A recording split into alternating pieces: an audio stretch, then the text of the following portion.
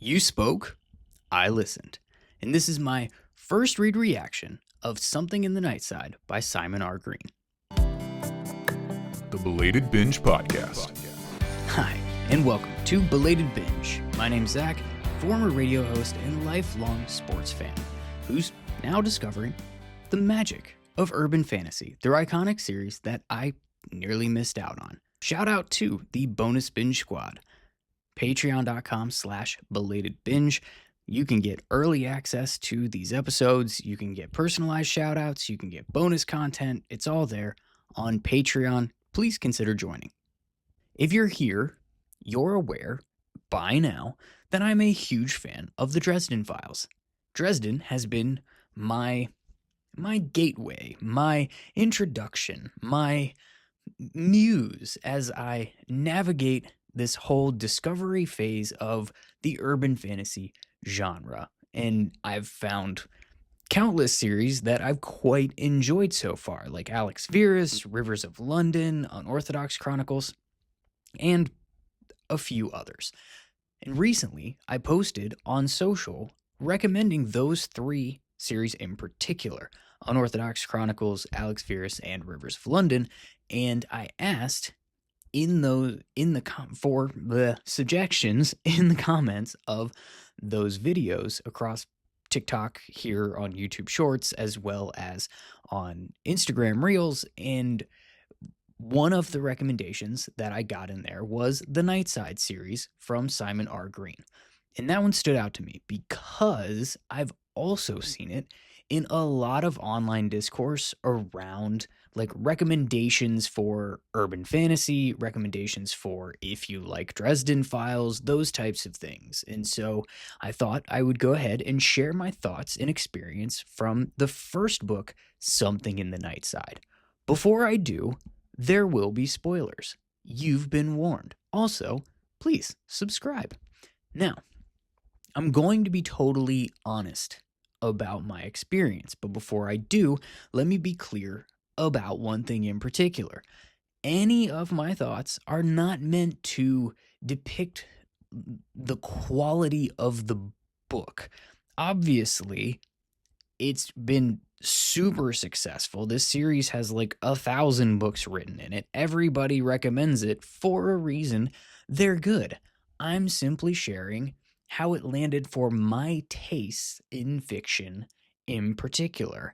And for my tastes, this one was strange. It was very weird. And I struggled with it, to be honest with you. It took me multiple attempts to get through this first book, even though it's a short book. But I'm going to start with the stuff that I liked. One thing that I liked is that it is so short. And that's not to say, oh, thank God it's over. But I think that, in my understanding, is that the rest of the series is going to be similar length like this. And I love that these books are very palatable. They don't take a massive commitment comparative to other fantasy books, even in the urban fantasy niche. And if you're reading a physical copy or if you're listening on an audiobook, you can get through these ones pretty simply, right? Like Harry Potter was my original gateway to urban fantasy before I even knew what urban fantasy was. And none of these books are going to be anywhere close to Order of the Phoenix. Hell, they're not even Sorcerer's Stone. And since getting more accustomed to the more like adult urban fantasy genre in this universe, a lot of the books that I've found have been in this like similar length. And the Nightside book, this first one at least, was about half that length that I'm typically used to, which I think is actually a really awesome niche to have in the space. There are a ton of stories here.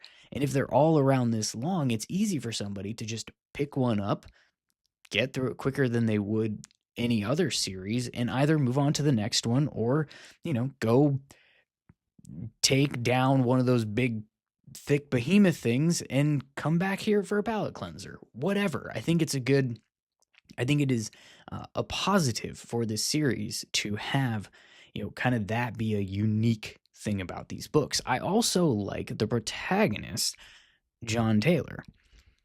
He's got sarcasm in spades.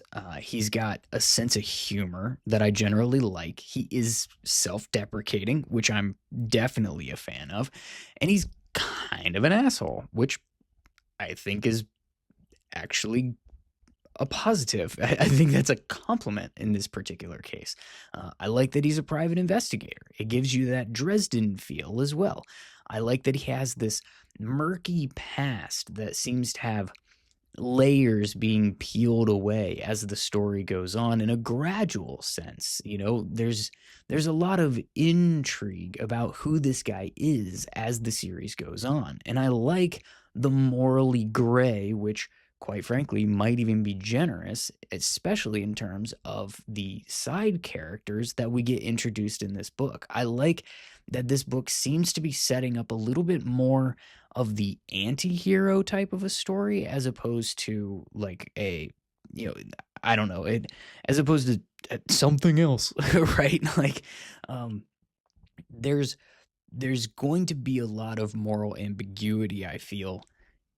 I mean, this is the type of story where our guy wants to help people, but he's also fine with getting dirty to do it. I mean, he literally cuts a guy's throat in this book. He's doing it to help them relieve their suffering, but still, that's getting your hands dirty. That's after he, had to retrieve the blade, and we're not going to talk about the that it took to do that. Literally getting your hands dirty. In this mystery about him wanting to find his mom, but if he does, it might literally destroy the world and human race. Yet she might also be coming back. There's a lot to like that could unfold, and a lot to a lot of intrigue left on the bone here to be explored in all of the subsequent books that are coming up in this series. That's probably why there's a whole bunch of them.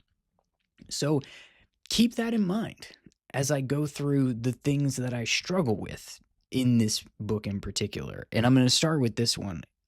I know that this is considered urban fantasy, but it doesn't feel like urban fantasy to me. I gravitate to urban fantasy because it's happening in our world, in our universe. It doesn't take me a lot of investment mentally to wrap my head around what this universe is because it's ours, right? There's just a sprinkling of magic, and the supernatural is real within the world that I already recognize. And while, some of like pretty much all of these stories also have their like alternate reality versions. Dresden's got the Never Never. I'm pretty sure Unorthodox Chronicles and Alex Verus both call theirs Elsewhere. Hell, Stranger Things has the Upside Down, which I didn't finish watching that show, but I imagine that if you're into these types of books, you probably like that show. And it's that commonality where, all of those versions of that spirit world or supernatural world or whatever that's living alongside of our own, it's additive to the story where the story is actually happening in our world. This book is all about the alternate world, the Nightside. And I assume, given the name of the series, that that's going to be the case for the rest of the series too. And the Nightside is really weird. There's time travel, there's evil houses, there's ghost bars on an acid trip, there's a post-apocalyptic future where the world's ruled by bugs. There's a lot going on, and none of it has anything to do with our own world or our reality outside of the fact that, like, you can go there and experience it. That's pretty much it. And this is a strange book to me, in the writing style in particular, because the plot of the book is secondary and it doesn't land for me as much in terms of storytelling with that being the case. I'm someone who subscribes to the show me, don't tell me approach to storytelling. It's one of the things that I like most about the Dresden Files. At no point do I feel like the magic is just being like flat out explained to me. It feels more like it's being shown to me how it works, with explanations layered into the plot where needed. A book doesn't start with like 6 chapters of just exposition telling me how things work. It starts with Harry getting into some crazy shenanigans and needing to use his magic, or not use his magic, to get out of the thing alive. And he explains things that need explaining along the way. Like, it'd be something like, I I knew I couldn't just do this because the magic doesn't work that way. It has to happen like that. So I chose to use it like so and got out before I could, be murdered painfully by the big nasty. The plot is always the driver of the story, and the explanations are layered in so that you understand what's happening in the plot. This book feels like the exact opposite, which got super repetitive to me, particularly in the first half of the book. And that's where it kind of lost me, and why it took me like multiple tries to get through, because I felt like that whole first half of the book, it's just telling me how weird things are in the Nightside. And like every other sentence seems to be ending with "in the Nightside." And when you're listening to an audiobook and it seems like you're hearing the same sentence over and over again, it can be a little bit challenging. The plot, we're led to believe, is the main story, is mostly on the back burner while explaining the Nightside and reinforcing the Nightside as the main driver of the story. It's like Act 1, the Nightside is weird. You don't want to go there. I don't want to go back. There's things that want to hurt me there. Act 2, the Nightside is weird. Let me describe to you how weird it looks now that we're here. Act 3, I told you the Nightside was weird. Look at this weird stuff that's happening inside of it. Like, there's enough weird shit happening in the Nightside. I don't need the narration to tell me that it's weird. And the weird feels shoehorned in certain places as well, just for the sake of showing us something weird. The plot didn't need an acid trip ghost bar that's also a dry cleaner, but we got one.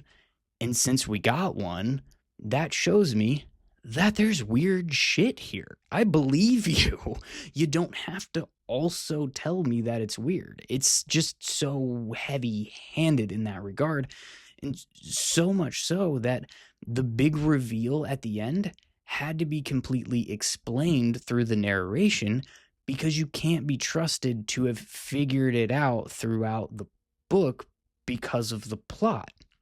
There weren't really Easter eggs laid out along the way that this lady might not be who she says she is until way late in the story, when she starts getting described as like her mood and manners are shifting. But it's not like when it happens, as you're experiencing as the reader or the listener, however you're consuming, you don't hear it and go, or read it and think, oh, that's suspicious. Maybe this lady's not actually who she says she is. Because the plot is secondary to the Nightside. We've put all of our focus on the Nightside. And you can say that's intentional. You thought this was about finding a missing girl, but it was really about getting him back to the Nightside the whole time. He was being lured in, and that is interesting and clever writing. And it does at least explain why every single character that we run into is beating us over the head with, well, I haven't seen you around here. I thought you were gone. What are you doing back here, John? It just, I don't know. It didn't feel all that super earned to me, I guess, because I prefer a story in which the plot is what's actually driving the story. There's also a lot of plot convenience to this particular book. Susie, who we meet, the lady who shoots things, she shows up and then she like disappears for several chapters. She's not been around in like literally hours if you're listening to it. and she just happens to show up in the exact spot where the big climax is going to be the moment that our guy gets there, because he's going to need a new sidekick once we pull the old switcheroo trick with the fake mom thing. But, like, how did she know to go there? What was she doing up until that point? How did they time this out? Like, what? What? And his gift on its own is a plot key, if you will. He can find anything, which includes anything to get us to the next scene or out of the situation that we're in. And apparently, it can also kill evil houses because magic. Because, did I mention, our big bad in this book is it's a sentient house that's eating people, which is weird. Right? Like, the Nightside is weird. Got it. And I'm guessing, right, that there's going to be more stuff explained in the later books about, like, that's going to tie it in, right? Where this old house came from, like, who sent it, where was it getting its power, how was it sentient, what was actually going on there. I feel like it's something that they're probably going to, like, things are going to unfold throughout the series, and it's going to make more sense what the heck was going on. Or maybe it's just a creepy house because shit is weird in the Nightside. I don't know. Now, that being said, I do expect that these books are going to get more enjoyable for somebody like me because we've done the setup already, right? This whole first book, with as much as we were beaten over the head with the Nightside is weird, we shouldn't need the Nightside is weird in the next books. We should already know. And that gives me hope, if not confidence, that if I were to pick up the second book right now, it would kind of, like, it would keep things moving, and I think that the plot would probably be more of a driver of what's going on. Now, it might still be weird because weird stuff happens in the Nightside, but I have to imagine that things really kind of catch a groove and get going, because there's so many books. I didn't actually look it up how many there are, but there's like a ton in this Nightside series, and people recommend them like crazy online. Obviously, people like them, both just in general discourse, and my own audience has told me try these books. So, I expect that it's going to be a building thing that isn't going to have some of the stuff that was hard for me to get through in this first book. I feel like are going to be out of the way, and the rest can kind of open up for the story to really shine through. I think that's my hope anyways. So I am going to keep going with some of these books. I think I am probably going to start with it as more of like a gap book, or like a palette cleanser, while going through other series. Like right now I'm in the middle of the second book for The Hollows, and I'm still waiting for Rivers of London, the 8th book, to come available on my Libby app. And so, like in between those, as things come, or as I'm waiting on things or whatever, I'm tossing a Nightside, because again, that's the beauty of these not being super long books. You can just kind of toss them in, crank through, and being an audiobook person, it takes passive listening for a day or two and you've got the whole story. So I'm hopeful about the series. I do like the main character, and I'm interested to see kind of how things unfold for him, and hopefully the things that were hard for me to get through in this book are just done and out of the way. What did you think about this book? What about the Nightside as a series? Let me know in the comments section, and don't forget to subscribe for more urban fantasy as well as Dresden Files content right here on Belated Binge.